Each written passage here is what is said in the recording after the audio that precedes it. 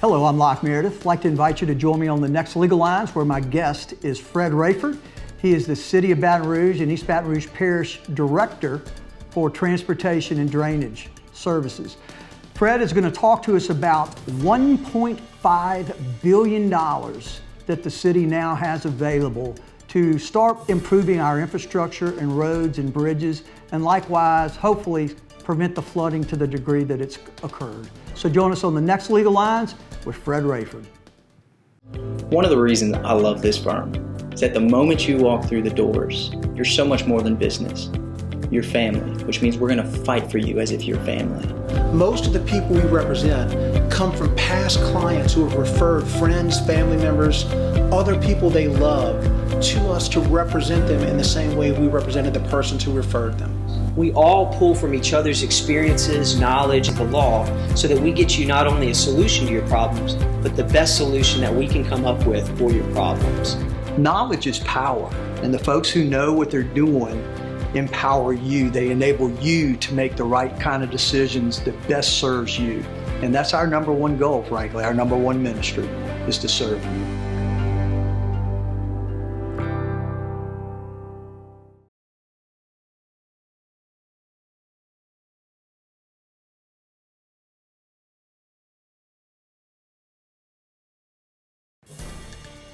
Hello, welcome to Legal Lines. I'm very pleased to have back on the show Fred Raiford. Fred is the director for the City of East Baton Rouge and the City of East Baton Rouge Parish. And he's the director of drainage, transportation, and all the engineering and all that goes with that. Fred? Yes. Pleasure Locke, to how you have doing? back. Thank you for inviting me back. I appreciate it. Well, I must have did something right. Well, I want to say So- congratulations. Last time we spoke was right before the big tax, the move EBR tax was proposed. And we'll go through that again, but it was a big deal. I was reading it's been almost 50 years since any kind of tax package was passed, other than I think Mayor Kip Holden maybe got one in early 2000s. Yeah, it was. It was part of the Green Light Plan. Right, Yes. exactly. Right. That's what it was. And so, a lot of success in creating the abilities to start solving the problems that Baton Rouge and the parish has. And I started thinking, man, in a lot of ways, there's not anyone better suited, because you have literally been involved in all of this stuff since you were, what, 22? It's close to that. I hate to say that, but it's been a while. I guarantee that. So. And it was with Mayor Woody Dumas, right? Yes, I started, I think it's around 78 with the City of Baton Rouge. I started off as a right-of-way agent. I got a chance to do that, and I was excited about that. And got a chance to move up through the system, learned a lot about what Baton Rouge needs are, heard a lot from a lot of people. Most of it was very, very, very good. Some critical, which rightfully deserved, because government's not always perfect. There's no question about that. Right. Well, no human being is. I know. It's a But human institution. my goal and objective is to try to provide the basic services and then some to the public for the dollars that they pay. And to me, it's very important that since they're paying the bill, we got to make sure the things get done, and they get done effectively, efficiently, and quickly. And Fred, you've worked for, I think you told me, 9 different mayors over the years? Is Yes. that right? Not many people would say that, but I have. I started with Woody, and I worked through the issues with the mayors here, and wasn't able to stay on with Kip Holden. But I actually, from that point, I went into the Livingston Parish, and I had 3 mayors actually. I worked through there, and then when I left from the 2016 flood, wanted to finish up my home, and then Mayor Broom asked me to come back as her transportation and drainage director, and I said, thought real long and hard about it, and I said, sure. And so I've been back for a little over 2 years, and it's been a lot of challenge. Look, you have been challenged. I mean, you had the 16 flood, like you mentioned, right. And we had this thing go down in June. Right. And with the road tax and with the drainage projects that we're trying to move forward with, I played this full. There's no question about that. All right. Well, so I would kind of keep up with this stuff, and I'm baffled at the quantity of money that Baton Rouge is now able to hopefully spend and improve the infrastructure whether it's roads and bridges or drainage and all that goes with that. Remind folks what the whole Move EBR roads tax package was about. The Move EBR, it was a $1.2 billion program. $1.2 billion. When you add the federal dollars that have been associated with that, and it's, that's pretty impressive.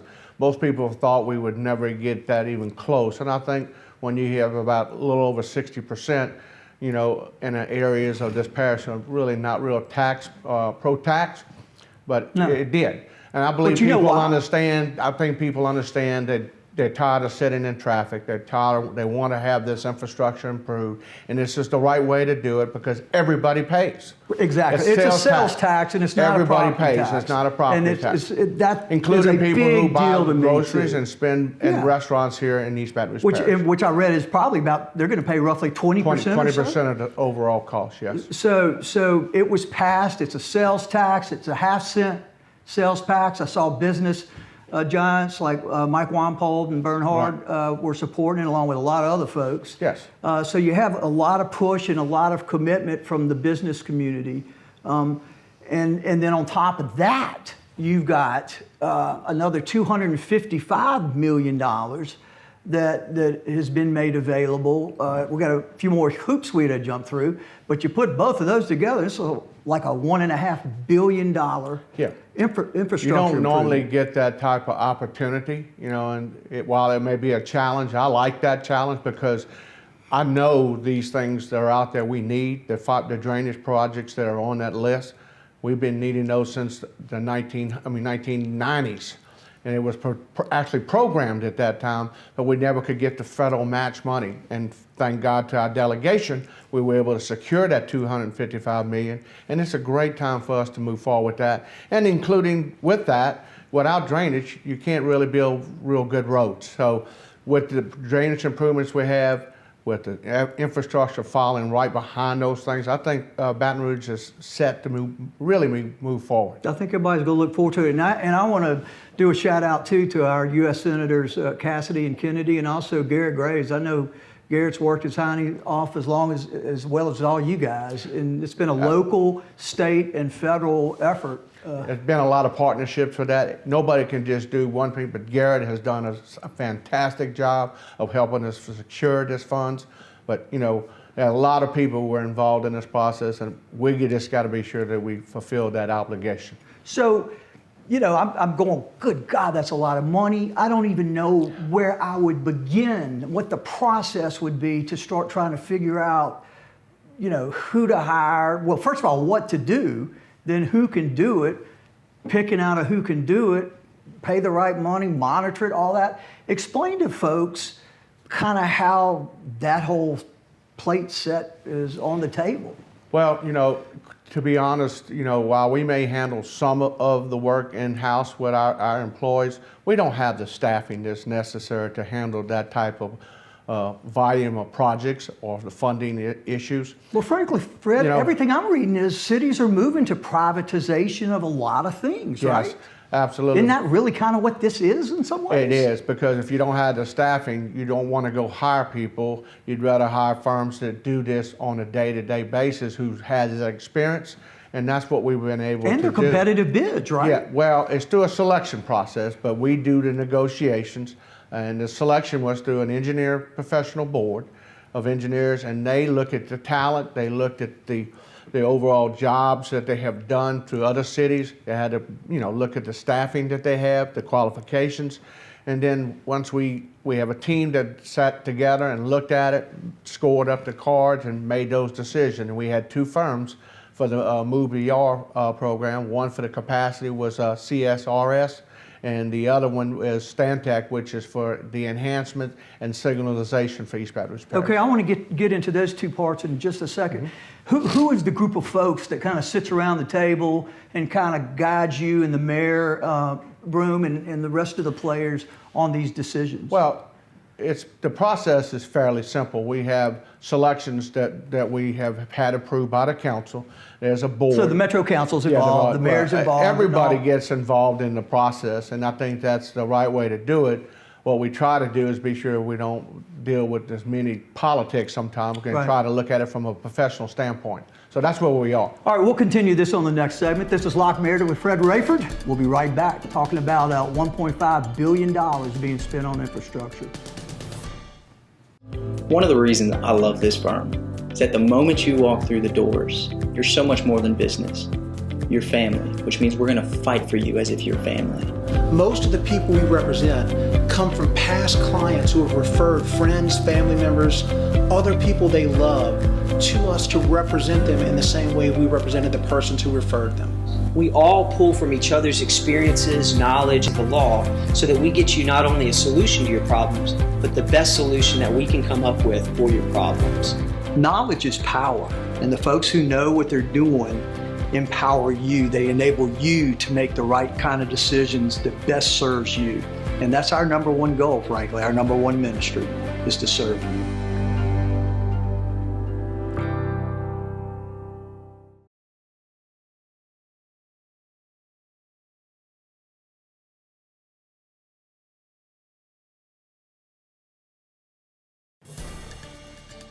Welcome back to Legal Lines. I'm Locke Meredith. Again, very pleased to have back on the show Fred Raiford. Fred is the Director for Drainage, Transportation, and all that entails for the City of Baton Rouge and East Baton Rouge Parish.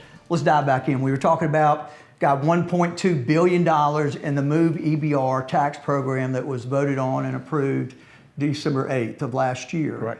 And you guys have now chosen through a selective panel of experts in all areas, whether it's council, BEAR, and unique specialties, and y'all have chosen 2 project managers? That's correct. Okay. And what are those 2 project managers going to do? You said capacity and... Well, we broke it down for 2 reasons. Number one is a lot of money for one firm to be dealing with, but more importantly is that what we heard through many of the meetings that I attended, that why were some of the sidewalk enhancement or some of the other projects always at the tail end of all the funding? Well, this way we'll be able to do capacity project, which is widening roadways. Okay, I didn't know what capacity. That's widening the roadways or construction of new roads, and that would be a pot of funds in there, which is $800 million. Then you have the $300 million, which will include ADA requirements, enhancements, which is about $49 million. Then we have traffic signalization projects.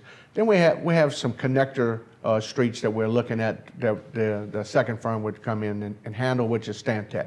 So that's how it was broken out because it makes it more efficient, makes it move faster. So the whole 1.2 has now been divided per these contracts negotiated at this point between these 2 entities, these organizations. What are their names? Well, for capacity is a CSRS. And you said that was $800 million? That's about $800 million, and the Stantec is around a little over $300 million. And capacity are the guys that you said are going to create the capacity for roadways and build more roadways, gets right-of-ways, purchase, all that kind of stuff. All right, and what do? They hire, I think I read, a good number of subcontractors is what I'm calling them. Yeah, well, they're sub-engineers. Okay. They'll be looking at just setting the design schedules that we want to look at. What are the criteria that we want to standardize with? We have a lot of that information available, but when things are changing and this technology changing. And we want to look at how we can improve those situations where we can enhance traffic flow. But not only that, one of my big things that I really want to have addressed is that where other cities are, if we're going to build roadways, I want to be able to retain the water somewhere in the roadways and not in somebody's ditch or in somebody's home.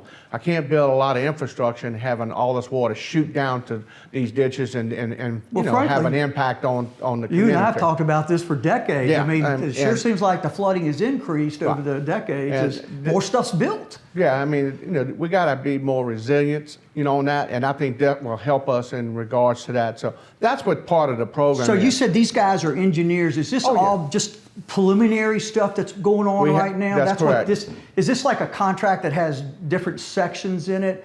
And these guys have been hired for, as I understand it, 18-month term right now, and they're doing engineering drawings for all the capacity They're work. not doing the drawings. They're going to set up the criteria for each one of these so we can put scopes together. on how we want to get the actual engineers involved in the design and coming up with the plans. So and then we move forward with the right-of-way acquisition and things like that. So it's a lengthy process. Yeah, you said 15 to 20 years, you think? Yes. Complete it? Well, we hope to be that way because that's what's projected. Because I think when public spends this kind of money, they want to see the infrastructure get in place, and that's what would be my goal and objective, is to advance it as quickly as possible. Well, and a good thing we need to remind folks too, I think a lot of reason also why folks were willing to support it was, if ever there's a time to borrow money, and historically this sure seems to be it with really very low rates, and our city's credit rating is pretty good, is it not? It is very good. So yes. a lot of stars seem to align for this to be the right time to do this. I'm thankful. I always like to, when I have our meetings, I always tell the public, thank you for supporting it. Well, some people didn't, and they've told me that. I said, well, and you're entitled to that, but bottom line is that we need this infrastructure to address our problems with traffic and also with drainage for the future. And these improvements are being made not just within the city limits, but for the entire East Baton Rouge Parish, correct? Absolutely, yes. Okay.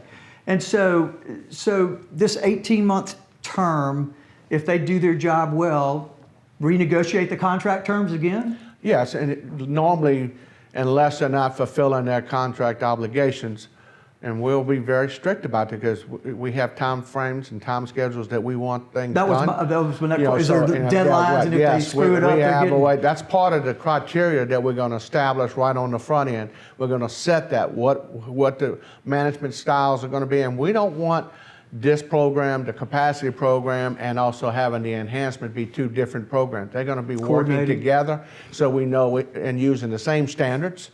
So a contractor who comes out and says, well, why are we doing this on this project and we're doing something different on this project?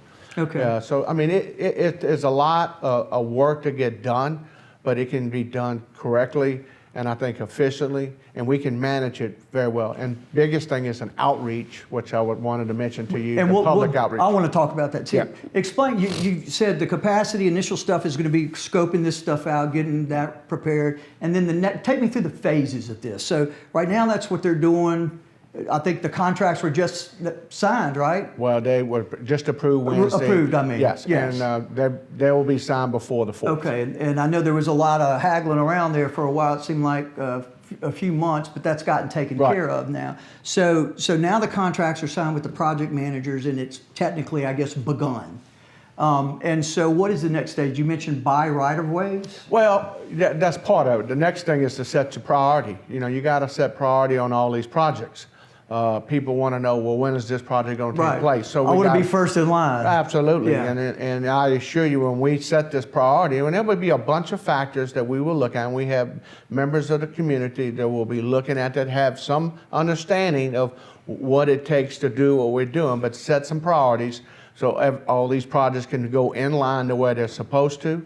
And so some of the factors, if I have federal dollars, I'm going to move those up a little ahead of other programs. And if something's already almost designed, and which we do have some because of the green light plan, I want to move those forward so people can see the construction take place. I said, oh, I just got my money, I put it in, let's get it done. And that to me is part of that process. But prioritization will be our first part. Then we got to figure out how we're going to manage the programs, which is part of the component. The most important part is the outreach.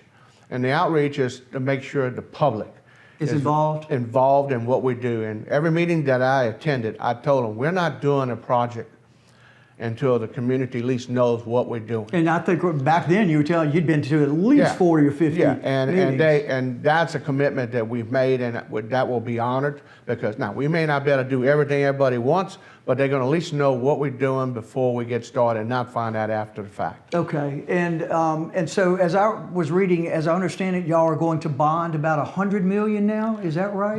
That is what we are projecting at this point. Again, we'll really know that number once we finalize the prioritization and see how we can make those funds make. Okay, and then, because really what happened when the tax was passed, you created a revenue stream. So we'll continue this on the next segment. This is Locke Meredith Legal Lines. Fred Raiford talking about spending $1.5 billion to improve infrastructure. Be right back.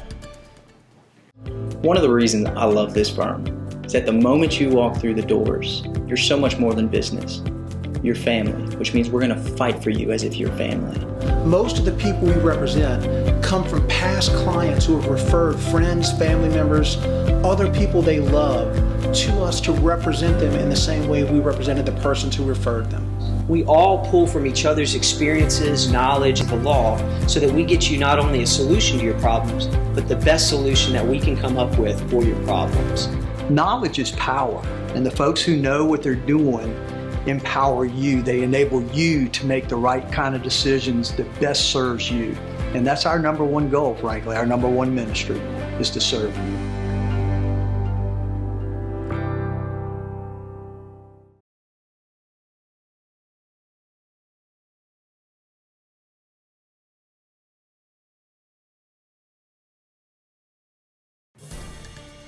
Welcome back to Legal Lines. Again, I'm pleased to have back on the show Fred Raiford. He is the director for the city of Baton Rouge and the entire East Baton Rouge Parish for drainage and transportation and all that entails. We're talking about the $1.2 billion. Quickly explain to folks the whole bonding thing. Basically, when you say we're going to bond $100 million, you say we're going to borrow $100 million, and the way you're paying it back is the tax that folks agreed to pay for the next 30 years. That's correct. Right, okay. And so we're bonding $100 million. Are we gonna have to do another bond? That's possible, and again, that's to get us started, and that probably won't take place until the end of this year if we're gonna borrow money, because we gotta go through the prioritization and making sure and see where we are, how much federal dollars we know we can obligate right now to help keep that, that dollar amount as low as possible. And I think the big key is, to move it forward very quickly, you probably would have to bond Get a chunk of change. Yeah, and at Makes this sense. point, we're going to test the waters and see, but we're going to be very mindful of the rates that we're dealing with right now. And that's why we have our bond counsel and a financial advisor that will look at those Makes opportunities sense. all the time to make sure that we don't miss something. And when we do need to get it, let's roll and be sure we get the best bang for the buck. Yeah, 1% interest rate makes a big Big difference difference, on millions absolutely. of dollars, Yes. hundreds of millions of Yes. dollars. So bonding 100 now, may bond some more.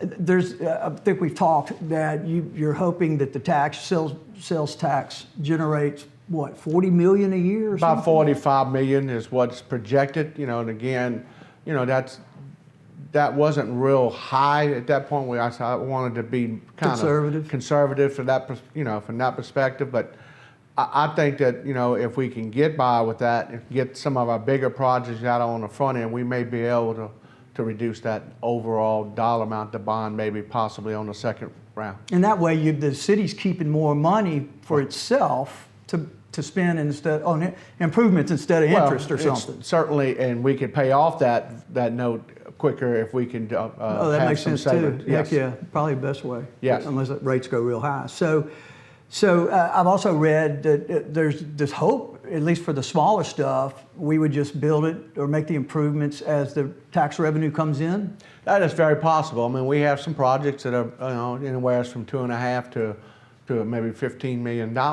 That's a lot of money, and I don't want anybody to think Right. that's not. But when you're looking at the PQ interchange at $55 million, that's pretty significant. Or the widening of Blue Bonnet between Perkins up to the railroad underpass, that's about $27 million. So I mean, that's a lot of money. change. So, Yeah. but it's big projects that make big improvements for traffic, and that's one of the things we want to be sure, especially when we're setting priorities. And what we want to do is to also know who we have. DOTD is also on one of our teams to know what projects they're doing.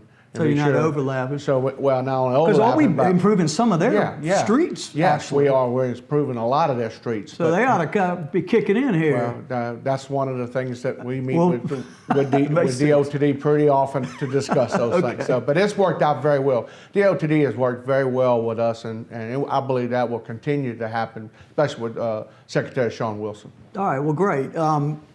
And so then we talked about capacity, and then you talked about the enhancements. Mm-hmm. Is that the enhancements? Is that other section of the contract? Yeah, that's the part. The enhancement is pretty much like having the type of infrastructure for sidewalks for people to be healthy, bike paths, the bike lane that we're looking at in regards to those projects. Many of them that we've done in the past was to fill in some of the people's ditches in front, but have a way for a sidewalk for them, which they need in a lot of residential or commercial areas that need to be addressed. And those will all be looked at. And that eliminates road hazards too. Yeah, well, yes, Safety hazards. and liability is a big issue, but from our perspective, we want to get with the community and they get involved and they can make recommendations, then we will look and filter all that information and see how we can piece it together where it fits for everybody. So it's important. So when do we expect, or when am I going to read an article that says the first, shell of the dirt has been tossed and everybody's standing behind the ribbon, cutting it or whatever? I would say maybe possibly we could have something ready before the end of the year, but it's more realistically, I think it'd probably be the first part of the year. Okay. And then we'll start seeing projects that start Absolutely, go yes. under construction in some way, form, or fashion. Well, the bottom line is we have a lot of these projects that are about halfway through the process, and those will move up on the list, Got it. which they should be, and then the ones that we just started with, those are the ones that will go through the selection process for engineers to be assigned and get them to finish up the plan so they'll be ready to roll by the right of way that may be needed if we need some, and then So proactive, stay Right. ahead of the ball. Yes. Okay, excellent.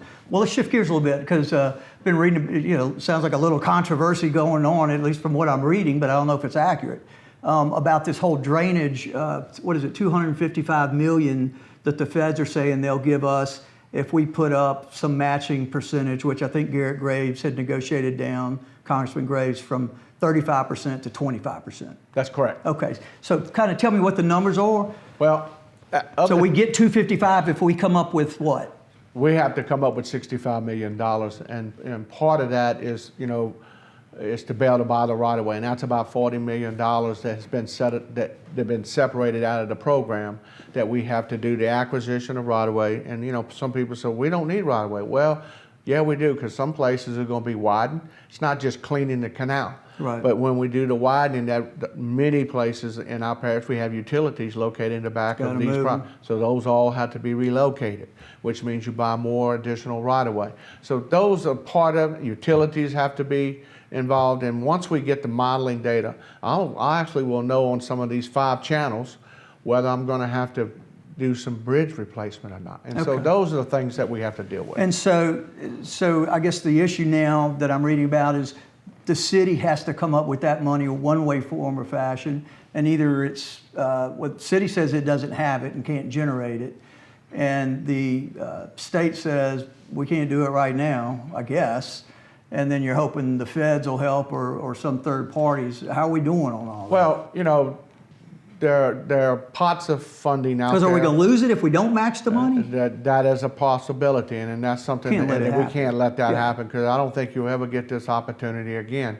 And these 5 channels that we're talking about drain 3/4 of this parish. And after what we've been through in August of 16 yeah, and and I just June. can't imagine that we would want to do that. Now, I wish there was some particular pot of money I could go get, but again, there's about $65 million. We are communicating with the governor's office and see if there's any way that we could secure funds, because some of the other parishes were able to get other agencies, state agencies, to help them facilitate the matching money. Well, and frankly, like we just discussed, if we're improving a hell of a lot of state roads using city money, it sure seems like that would be a good negotiating tool. Well, that was already discussed, I can assure you, because I feel like that, number one, we're taking care of a state route. Right. But in the real world, most people don't know if it's a state road or local road. They just want to see it get fixed. Right. But that being said, we're fixing it and it's still their roadway. And they've been very helpful, but we're just trying to figure out a way to be able to secure some more dollars. And so bottom line is you're going to keep fighting and you're going to make it happen. We have One way to. or the other. We The cannot mayor and afford. everybody. Yes,